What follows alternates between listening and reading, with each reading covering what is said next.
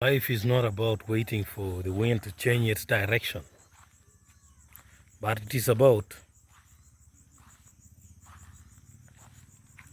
readjusting the direction of your sailing. In a boat, you should not expect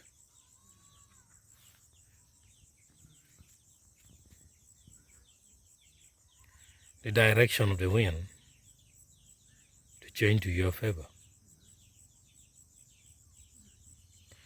You have to keep studying the direction of the wind